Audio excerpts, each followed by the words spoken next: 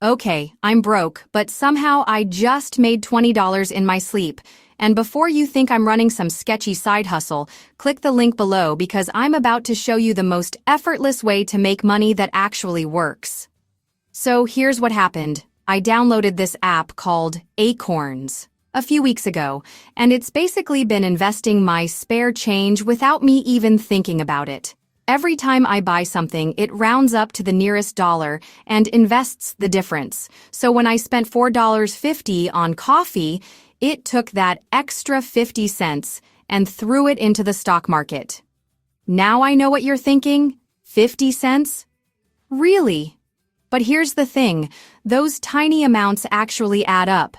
Plus, right now they're giving new users a $20 bonus just for signing up, which is literally free money. And since I'm apparently too lazy to actively invest, but somehow responsible enough to buy overpriced lattes, this thing has been perfect for me. The best part?